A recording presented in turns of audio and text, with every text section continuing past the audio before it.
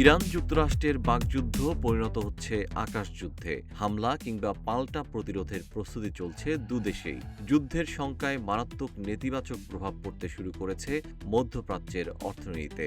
তবে কতটা ধস নামতে পারে বিমান পরিবহনে, কি হতে পারে পরবর্তী পরিস্থিতি, এমন প্রশ্নই উঠছে বিভিন্ন আন্তর্জাতিক মহলে।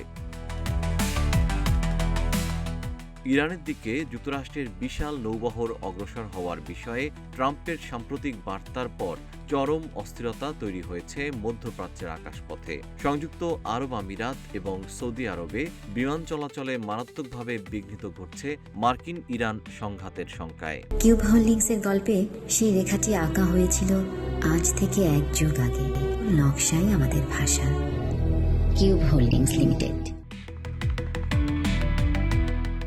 বিশ্বের অন্যতম প্রাচীন বিমান সংস্থা রয়্যাল ডাচ এয়ারলাইন্স অনির্দিষ্টকালের জন্য দুবাই, রিয়াদ, দাম্মাম এবং তেল আবিবে তাদের কার্যক্রম স্থগিত করেছে। সংস্থাটি স্পষ্ট করেছে, নিরাপত্তার খাতিরে তাদের বিমানগুলো এখন ইরান, ইরাক ও ইসরায়েল সহ পারস্য উপসাগরীয় অঞ্চলের একাধিক দেশের আকাশসীমা সম্পূর্ণ এড়িয়ে চলছে। একই ধরনের সতর্কতা অবলম্বন করে ইউনাইটেড এয়ারওয়েজ এবং এয়ার কানাডাও।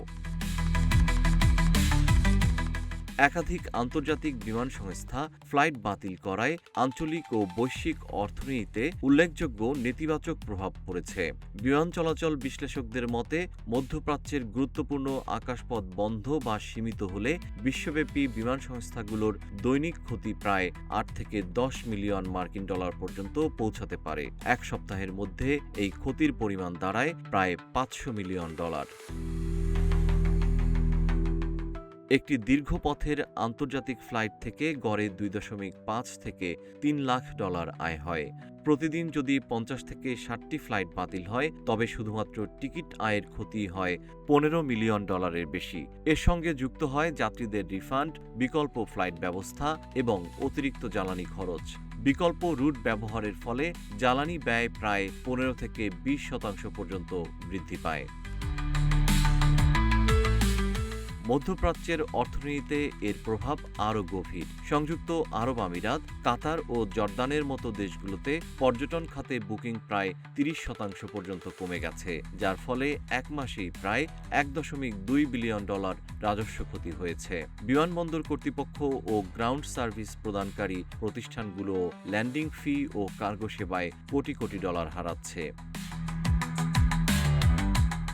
এছাড়া আকাশপথে পণ্য পরিবহন ব্যাহত হওয়ায় বৈশ্বিক সরবরাহ ব্যবস্থার খরচ প্রায় 10 থেকে 12% বৃদ্ধি পেয়েছে। একই সঙ্গে ভূ রাজনৈতিক উত্তেজনার কারণে তেলের দাম প্রতি ব্যারেলে 5 থেকে $10 পর্যন্ত বেড়ে যায়, যা বিশ্ব অর্থনীতিতে অতিরিক্ত চাপ সৃষ্টি করে।